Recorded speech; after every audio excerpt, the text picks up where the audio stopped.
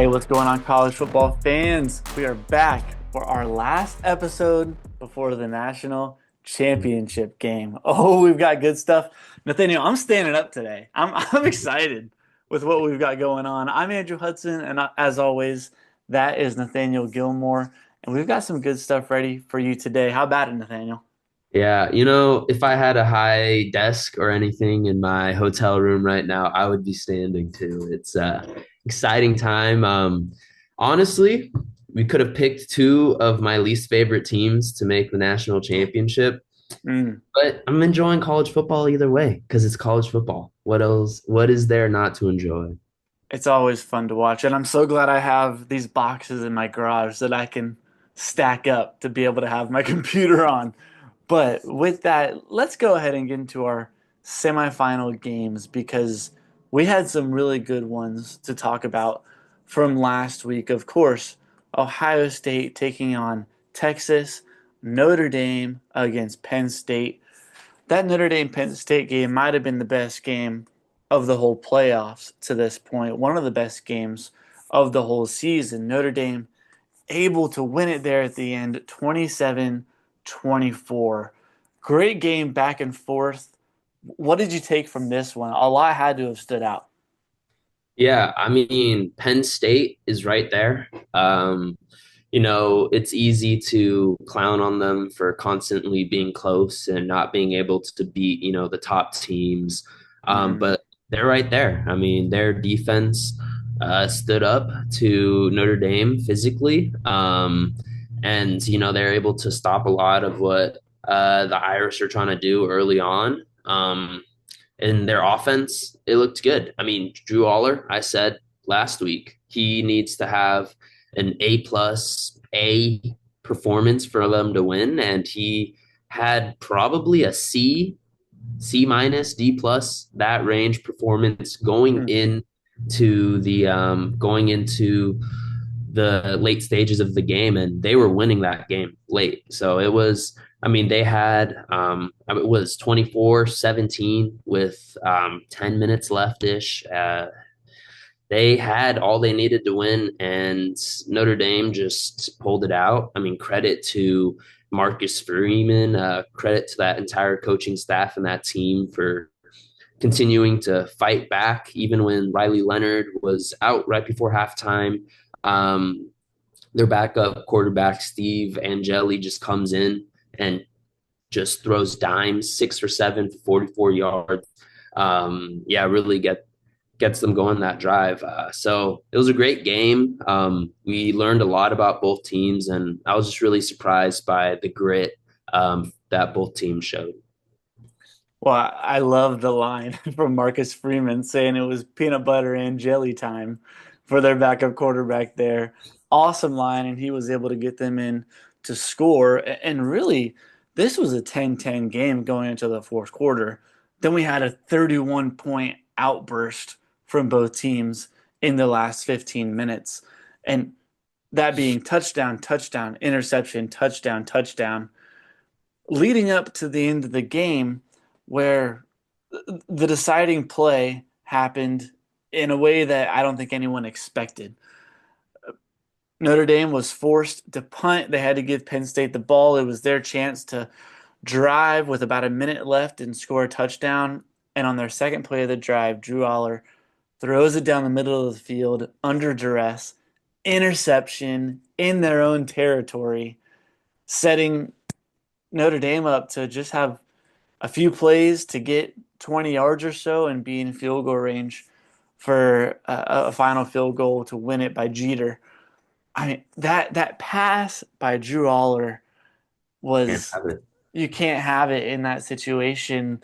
The pressure he was under with how closely guarded the receiver was, it was just a dangerous play that you can't have in that situation. And I mean, the most important thing is this game, but we got to look to the future too of his development as a quarterback. Those things need to be fixed. And he didn't have a great game.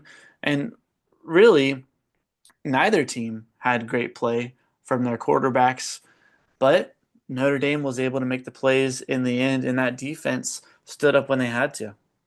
Yeah. Yeah, I mean, it's so important. Like we talk about quarterback play all the time, but I think these two teams are just the epitome of just the opposite of that. How they're run, I mean, they're led by their running game. Obviously, Penn State had a lot more success running the ball than Notre Dame, but Notre Dame just Mhm. had a lot more complementary football where they're able to take advantage of short fields. They had decent play from their special teams. I know Jeter, their kicker, not good all year long. Not good. I remember doing research when USC was about to play them, and he was like less than 50% in like the 4 or 5 games before playing USC, and he struggled. He missed, I think, two against USC or one, and I'm Mm. like, wow, this guy's just not good at all. But ever since the playoffs hit, he's been just knocking them down left and right. So a lot of complimentary football, and I mean, that's just clutch, grit, all of that combined. Yeah, and he was dealing with injuries earlier in the season, had to work through that, and since he's been healthy, really has been kicking the ball better. So with that 27-24 victory, the Fighting Irish on their way to the national championship on Monday night, and they're going to be taking on what could be the best team in the country right now, as Ohio State defeated Texas 28-14 in their semifinal. This was a close game back and forth. Texas had their chance knocking on the door to score a touchdown to tie the game late, weren't able to make it happen. So it looks wider spread being a 14-point victory, but it was a lot closer than that, wasn't it? Yeah, I mean, this game was genuinely like I thought Texas was going to pull it off, especially in, the mid third quarter when it just seems like Texas could move the ball and Ohio State just couldn't. And it was back and forth. It was a really big defensive battle. I think two teams known for their offensive excellence. It was really interesting to see, just to see how Ohio State especially got lost sometimes, didn't wasn't able to score. I mean, we talked about this all the time, how Texas always finds like spurts and just times where Hmm. they just go silent and go quiet. And I mean, you're talking about it last week, how the defense needs to step up so that when Texas's offense does go through those, silent moments, the game will still be in reach for when they, pick it back up. And I mean, that's kind of exactly what happened. Right out the gates, Texas started with the turnover on downs. And I remember watching, I'm like, okay, if Ohio State scores, this might be the beginning of the end. And Ohio State scored pretty easily. And then Texas punted on the next drive. And it looked right there that, it was going to be over. But then Texas held their grounds, made it like a 4th and 20 something from midfield. And then it was just a punt battle after that. Yeah, definitely. It was close the whole way. And the play that I was talking about, Texas drove the ball the length of the field. They made it all the way to the 1 yard line. And first and goal at the one, they run it for no gain, stopped again at the one. But on second down, they do a toss sweep to the left to Quintravion Wisner. He's tackled. Caleb Downs shot through the gap, 7 yard loss on the play, bringing him to third and goal at the 8, which was an incomplete pass. Then on fourth down, Quinn Ewers drops back, sack fumble, returned 85 yards for a touchdown the other way. And I mean, taking in the context of what's happening, there's 2 minutes left in the game. They've driven down all the way to the 1 yard line, down by 7.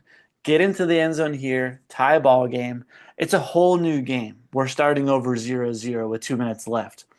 Instead, they I can't believe the call to run a pitch play there.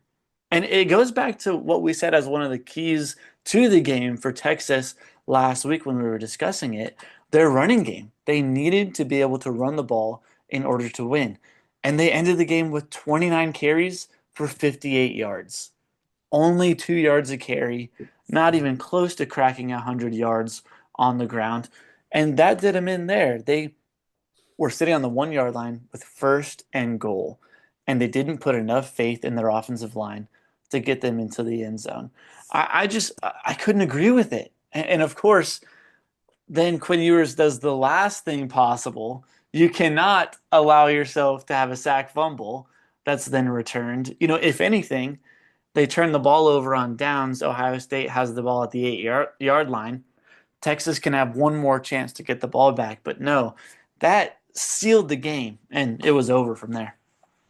Yeah, it's definitely interesting. I know going into this game, one of the things highlighted was how good Ohio State's, goal line defense is. Like remembering watching that Penn State game where it was like 4 or 5 plays straight from around the 1, 2 yard line and they stuffed them. It's, they're a tough team to crack. And you would think, okay, instead of like you're saying, like, why are you tossing it on second and goal? I think they tried. They're like, all right, we're from the 1 yard line. We're going to try to run it in one time. And if Mm-hmm. that doesn't work, we're just going to go to our bag of tricks. I think at that point, maybe put in, I was all for Quinn Ewers the entire time. But it's moments like these when you have a mobile backup quarterback where you can just put him in, add an extra element. It's not like he can't throw the ball. So you don't really know exactly what he's going to do. And just when it's 1 yard, you need to have, some type of package, or if you want to keep yours in, something with a little more misdirection than just a simple toss. Like maybe a fake fullback dive first or something. But yeah, Right. it didn't work out, and we saw what happened. That fourth down play, I kind of saw it as Ewers was just knew this was the last shot, try to Right. find someone, kept drifting, didn't realize his former roommate on the other side, Jack Sawyer, was just coming down, who had one heck of a college football playoff run. So Mm. props to him.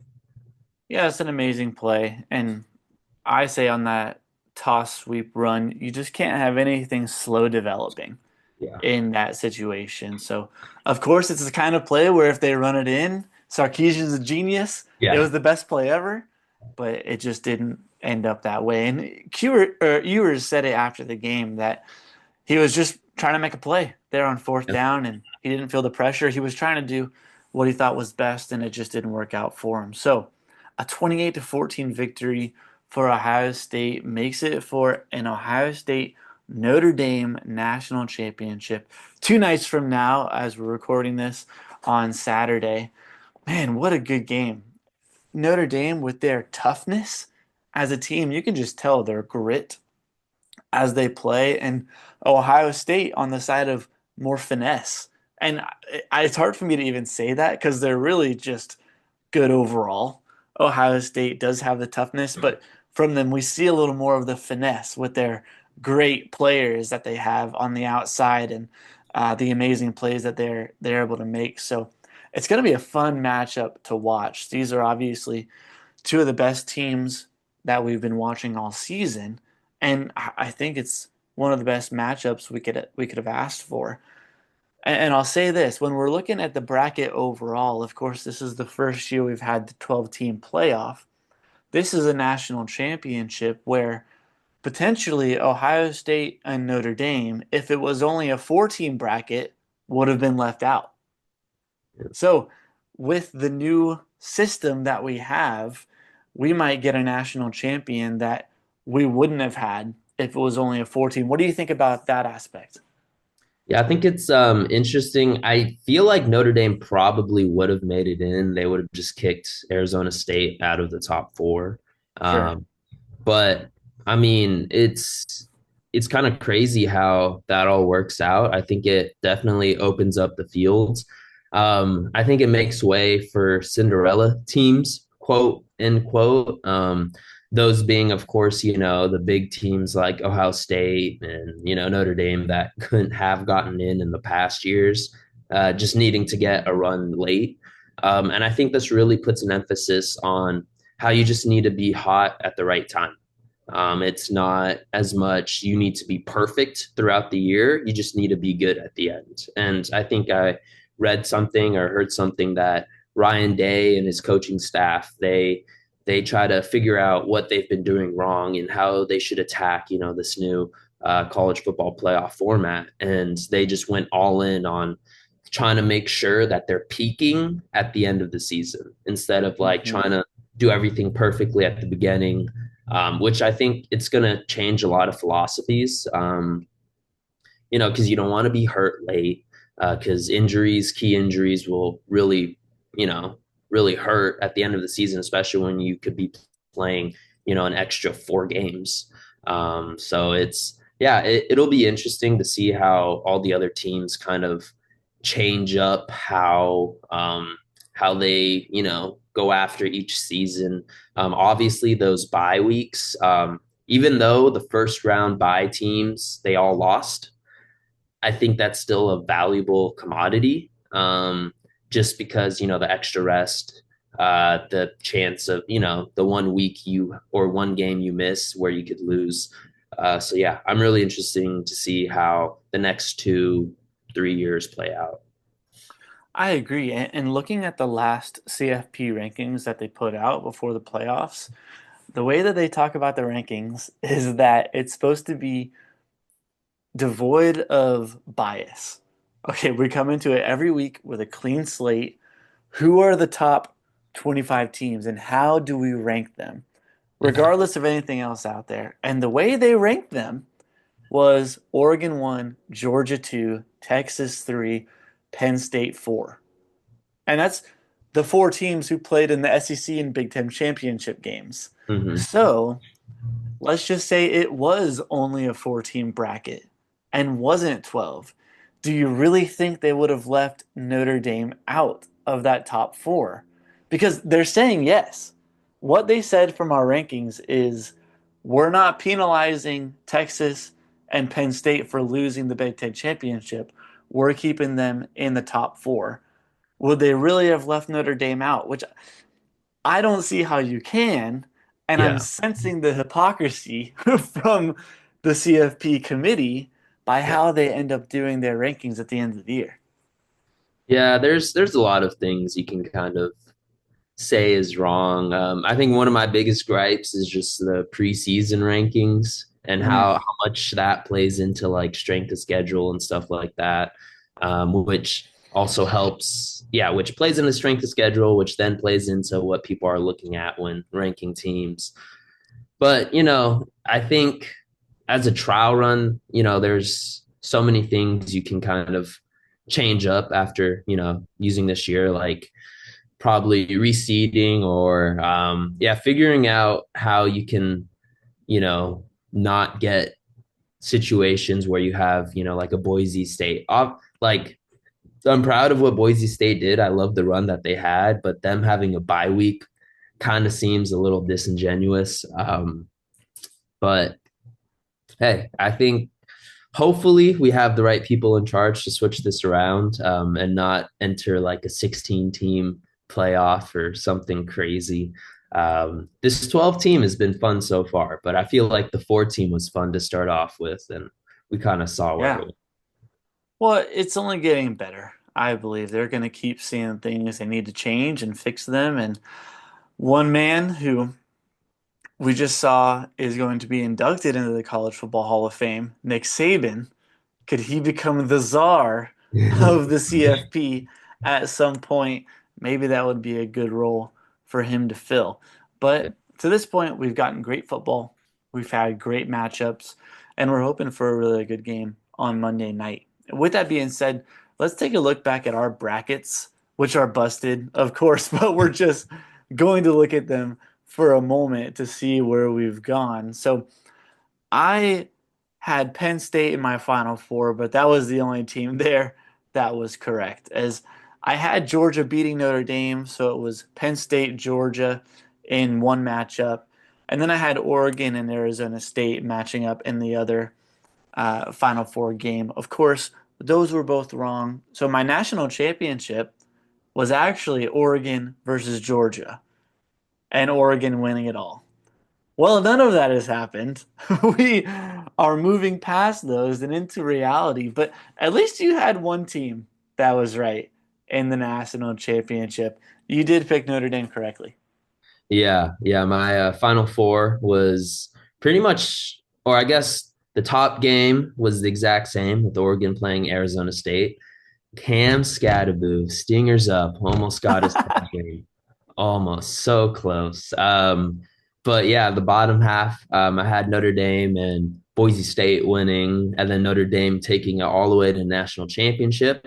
I would like to say I have one, even though I had them losing, I have them in there, and then preseason Ohio State. So technically, if you use like a half eye open type approach, I picked the correct bracket somehow. Yeah, really squinting hard and trying my best not to see the truth. I can definitely understand that. But Yeah. you're right. Preseason, you had Ohio State as your national champion, which definitely could happen after Monday night. So, yeah, good picks there. But our brackets, Eh. not so much. But still, we have our picks that we'll do at the end of the show. Let you know our keys to victory that we think will stand out.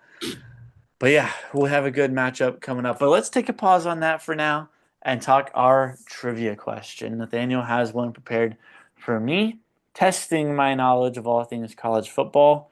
Okay, Nathaniel, what do we got this week? All right.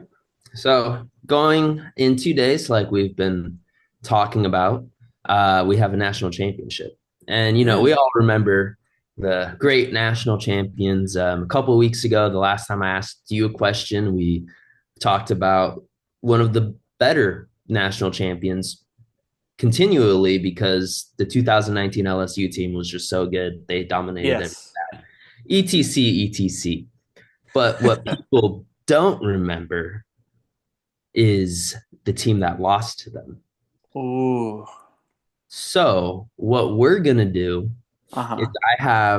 the I have all the number two ranked teams in the final AP poll, just because Wow. GCS, CFP, all that stuff always gets jangled up. So I want you to name me the what you call it, the number two team, or yeah, at the end of the season, according to the Now, AP poll. And most of them are the national championship losers. There are some, I'm not going to say oh. many, but there's a split. So there's a split Okay. championship. So that 1 year, which is down the line, Mm. it'll get tricky. But But is yeah. it not always the one who lost the championship game? Um, when I scanned through earlier, for like the CFP and all that stuff, it is that team. Okay, got it. Okay. So I have it down to 2000. If you technically I have it down to 1936, if you're able to get all the way down, but probably will hard cut off at 2000 if you're just rolled through it. Okay, where are we starting? We're starting from last year. Okay. Let's see. Last year, Michigan won the national championship, and let me see. They beat Alabama in the first game, and of course, last year was when we had the whole Florida State fiasco. They were undefeated Mhm. conference champs and didn't make it in. And then Georgia similarly was maybe the best team in the country, but Alabama beat them, and they were put in. But last year, Michigan ended up beating. No, Texas didn't make it to the championship game. It was Washington. Yeah, Washington. there we go. There we go. Man, You that just was have to get it tough. going. Get the oils running. Okay, yes, Washington. Michael Penix in Washington. Okay, 2 years ago. Yeah, So, are you going to give me the winner? I can give you the winner. Yeah. Yeah, let's do that. That'll make it easier. Uh, Uh, but Georgia. yeah, Georgia. So Georgia, the second time around. Oh man. Okay. So they've got like the 65-7 game against TCU, but that was the year before. So, or is that right? That's right. Yeah, TC yeah, because got blown out the second time. yeah, it was at the old apartment I was living in. Um, so last year or 2 years ago, I should say, they beat oof. Um, was it Alabama? Yes, it was. All Aha. SEC national championship. Okay, then before that, TCU TCU lost in in the semi. 2020. TCU did not only made it in 2022. Okay, So we're okay, talking 2020 national championship. So the COVID year. 2020. Yeah, Okay, because well, Alabama won it. mm-hmm. Um, Alabama in 20. Yeah, this one's That was the Mac Jones and Devontae Smith. I feel like you just got to pick the same teams all the time. Um, let me see. How about Ohio State? yes, it was Ohio State. Okay. Uh, Yep, year before LSU. Yeah, LSU beat Clemson. Mm-hmm. And then Clemson in 2018. Yeah, Clemson beat Alabama. Yep. And that they were cruising through that whole year. Man, Yeah, they smoked everybody. Trevor Lawrence, go Jags, baby. And then 2017 Alabama. 17 Alabama. That's against Georgia. That's the Tua Tagovailoa game. Hmm. There we hmm go. I, See now, I, it's funny. I think of these games. I almost know these games better, and I wonder if it has to do with me being here in San Diego, and I'm just not as yeah. I'm not watching necessarily as closely as I was always Hmm. back in the day because these games, yeah, definitely stand out more to me. And I think in time you like watch the highlights more, Yeah. so it's Yeah. easier to remember for sure. But okay, that was 17. Yeah. Yeah. So 16 Clemson. Yeah, Clemson beat Alabama. Yep. There's a lot of Clemson, Alabama here. That was the 20. Deshaun Watson to Hunter Renfro game. Yep. 2015 Alabama winning. Yeah, Alabama and Derrick Henry. Oh, this is tough. Was that one against like Oregon? Uh, No. it was Clemson. Oh, it was Clemson again. Oh my goodness. Yeah, okay, that makes sense. Yeah. Yeah, we can push through a couple more. Yeah, yeah. 2014 Ohio State. This is also the first Yeah. edition of the CFP. Yeah, the first CFP it was Ezekiel Elliott and Cardell Jones and Urban Meyer leading that team. Ah, man, I can picture Ezekiel running for a long run. Uh, I gotta just say Alabama. That is the team that he had the big run against. They Yeah, beat, I'm picturing that run. yeah, they beat Oregon. It was Marcus. Oregon in that one. Okay, because that was okay. Oh, and that was Mariota's Heisman season. Mhm. Yeah, Yeah, him and after it's him he and two. Okay, beat out Jameis Winston the week before. right. Yeah. All right. Okay. Let's do two more, but in the BCS era. Yeah. I feel like like the old Alabama teams really well. Whenever we talk about it, you just like rattle stuff off so fast. All right. Sure. 2013 Florida Yeah. State. Florida State beat Oregon. No, I'm sorry.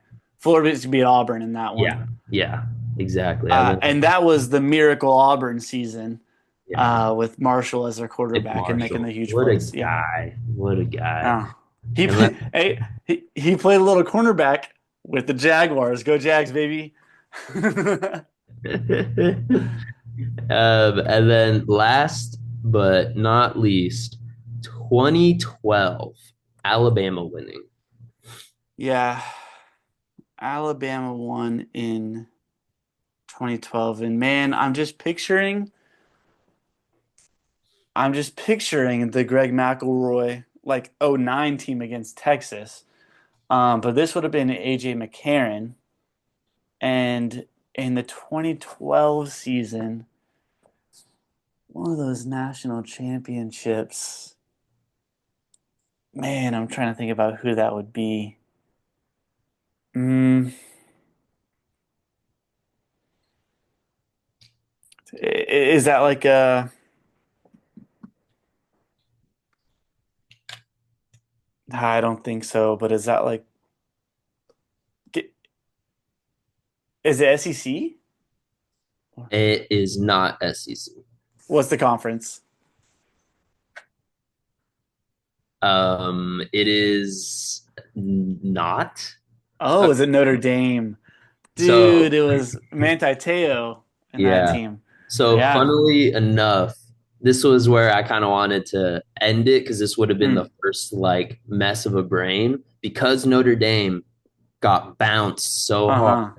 They were ended up being number 4 in the AP poll, Wow. and Oregon went up to number 2. And I think that was like the Darren Thomas year or something Wow. like that, where they were just smoking teams, but they lost, I think, against Stanford. But yeah, so that's Wow, where our interesting. games have diverged. But yeah, Yeah, the huge Manti Te'o um, situation, and that was where he and Johnny Manziel were the biggest things in college football at that point. So great. Oh, yeah, what good games. It definitely is true for me. Like yeah, 2019 and back, I can picture those games a little better yeah, and remember what was happening there.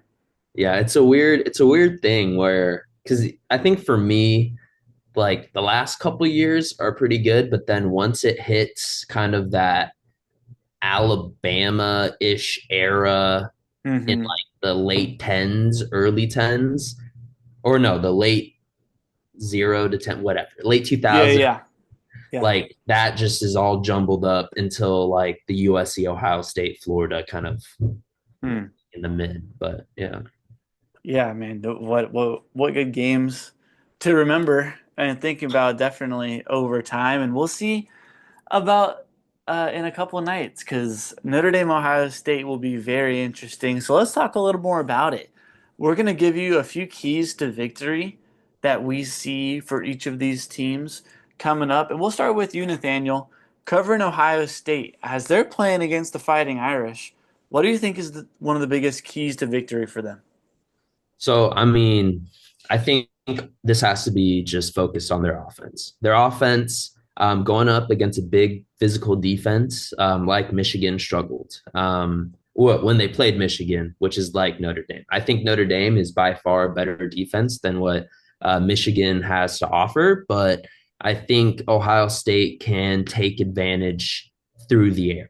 I think their Notre Dame's defensive backfield, while I think is very good, they are susceptible to deep plays. They're going to have to really put the clamps on Egbuka, on Jeremiah Smith, on Carnell Tate, and I don't know if they'll be able to. I think that with all that being said and done, I think that the running game of Ohio State is going to have to flourish if they want to win this game. I mean, last week they ran the ball 15 times. Sure, they won, but it was a very gutsy win, and Will Howard was chucking it. Yeah, he got sacked a couple times, and I think he only ran it maybe once. All I remember was that big 18-yard run that he had on that fourth down play where I feel like everyone watching the game kind of knew that they were about to run the ball with Will Howard, and he still got Hmm. 18 yards for that first down. But I think if they paid a lot of money for Quinshawn Judkins and a lot of money to keep Travion Henderson, who Hmm. both of them have been, the return on investment has been great and they've been playing great all year. So I think you just need to feed them the ball. Don't try to get too fancy trying to spam all these pass plays with your big wide receivers, and just once you get that running game going, then that's where you let your stars like Jeremiah Smith, like Carnell Tate, like Amika Egbuka just shine. And I think that once if they can get into that man coverage on the edge, where they really force those safeties to come up and look for the run, that's where you just bomb it and take advantage. So I think the running game is essential. If they can't get that going, I think it'll be really hard for them to get the ball to their playmakers out in space. Yeah, and to those points, there was the news coming out a couple years ago now where Ryan Day basically said, "Hey, we're gonna need about $13 million of NIL to build this team the way that we want it to be." It's coming out and saying that, "Hey, we need to raise some money." And that's the point they've gotten to with all these weapons that they've brought in. It brings the firepower that they need. On the opposite side of things, Notre Dame is a team that to this point hasn't been tested too much in the playoffs. Of course, their first game was against Indiana, who played an easy schedule. The only game of substance that they played in the regular season, they got destroyed. Notre Dame was able to play and pretty easily beat them. Then in the second round, they play against a Georgia team that doesn't have their starting quarterback. And we saw that while Gunnar Stockton was serviceable, he certainly wasn't able to make the plays that Carson Beck was previously in the season. They were able to win that game fairly easily. Last game against Penn State was their first big test. And while their offense struggled, the defense was able to do enough to keep them in the game. And with how the guys are playing right now, Drew Aller is nothing compared to Will Howard and how he's been playing at the tail end of this season. So we can talk all we want about the Ohio State offense, but I have to focus on is the play of Riley Leonard and the Notre Dame offense itself. Because Notre Dame's defense is great, but I believe Ohio State's going to get their points. So Riley Leonard has to lead this offense to play better than it has over the past few weeks. He's made mistakes. Last game against Penn State, he had 2 interceptions. They weren't able to get a great running game going either. And that was true in the previous game against Georgia as well. He ran for more yards than he passed for against Georgia, but they were still able to win the game. And that's really his MO, is doing whatever it takes to get the win. And I think they can, but Riley Leonard has to play a gem of a game. He needs to keep mistakes down. They've got to get good drives and get points off of those drives and take advantage of it, because a big thing they can't have is short drives leading to punts and Ohio State getting more and more possessions, because that'll just lead to them racking up points. So especially early, Riley Leonard needs to take control. He needs to drive his team down, score points, and set the pace for the rest of the game. I think it's going to come down to that. You were mentioning about Ohio State against Texas, and it looked like Ohio State's up 7-0. Uh-oh, it might be over. Texas was able to calm the storm after that and stay in the game. Notre Dame needs to get themselves a quick start and for Riley Leonard to be on his game so that they can have a chance to win. I think those are the biggest things that stand out, and it should be a thriller. Man, I'm hoping that it's not a blowout. Man, blowouts are just so boring. We were talking about the Georgia TCU game, and I Man. invited some friends over to our apartment for that.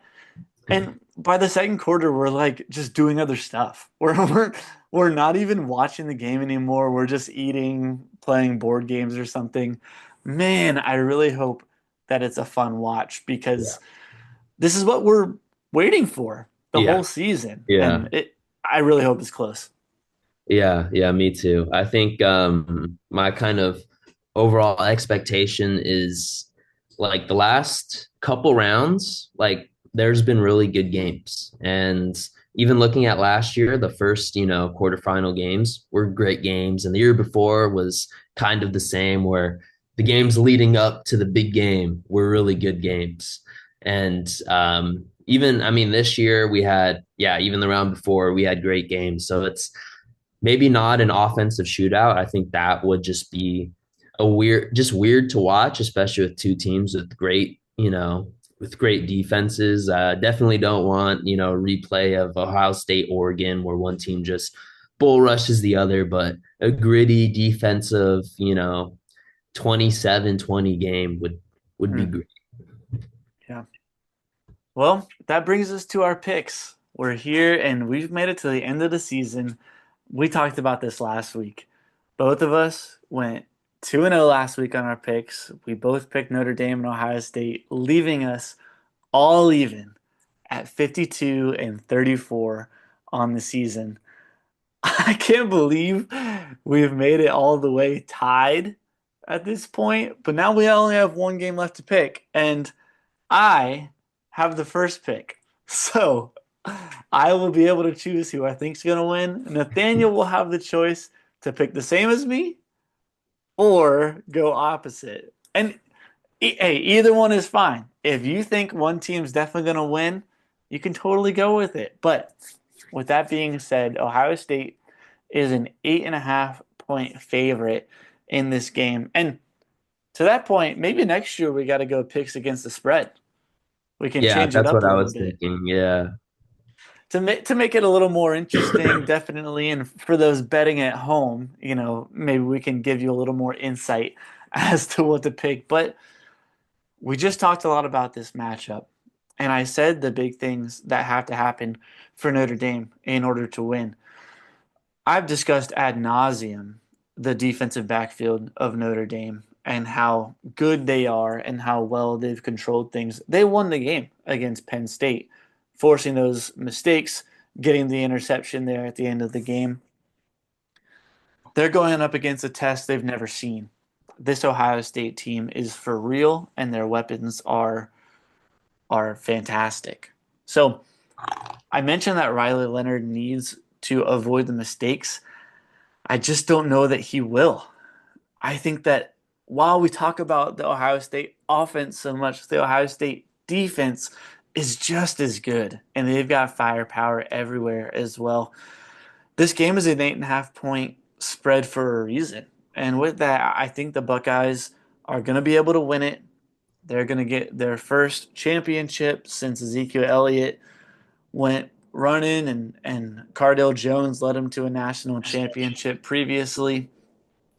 Ryan Day finally gets his national championship to prove all the doubters wrong. And with his 70-10 record that he has, I think he can rest and say, I've done it. So I'm going with the Buckeyes to win Before the show, you're like, who's to say I'm gonna pick the Buckeyes? it. Who knows? Yeah, but I think, yeah, this game, like you're saying to your point, where they're, the Notre Dame defensive backfield, they're great and they're a good group, but I sadly watched firsthand, probably one of the more comparable wide receiver rooms to what Ohio State has. Probably the second most talented, because looking at all the past teams they've played, Penn State didn't. I don't even think.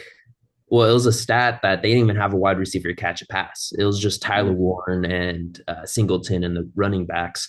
But USC put up 35, and they did whatever they wanted through the air. Jaden Mayava was scared of throwing it down the middle, so he just threw it to the edges, and there was a lot of success there. So I think if Jaden Mayava and USC were able to do that against, one of the better, what we think is one of the better, defensive backfields in the league, like I kind of don't want to know what, Ohio State will be able to do with someone like Jeremiah Smith, with a quarterback that isn't scared of throwing it, down the middle, with a running game that is consistent with, a lot of different backs. And yeah, I don't see a way of Notre Dame winning. I can see them playing it really close. I think the Mm, line is way too big. So like if this is next year, if we do the by the spread, against the spread, I'd be taking Notre Dame here. But sure. uh, I don't want it to end in a tie because this will cement it being a tie either way. But also, I can't take a loss, so I'm gonna go Ohio State. Um, I'm just going with my preseason pick. That's all I'm doing. That's fair. That's fair. You did pick him at the beginning of the season, so you have that right to do it. And hey, ultimately, it's not about our competition necessarily, but it's fun to see Yeah. that while we've made a lot of different picks throughout the year, we've ended up right at the same number. So we're expecting a good one. Now, I know we're gonna have people over to our house to watch it on Monday night. It'll be interesting to see after this whole season, after the first 12-team playoff, what will the final end up in? And I think it'll be a worthy champion. So it'll be exciting to watch. We appreciate you guys listening as you've listened all year. We'll have another episode after the national championship, kind of wrapping up this whole 2024-25 season. But with that, that's the end of our episode today. Make sure you follow us on Instagram. You can listen on YouTube or Spotify. We're always posting things going into this year. So for Nathaniel Gilmore, I am Andrew Hudson. We're glad we had another episode, and we'll talk to you next week.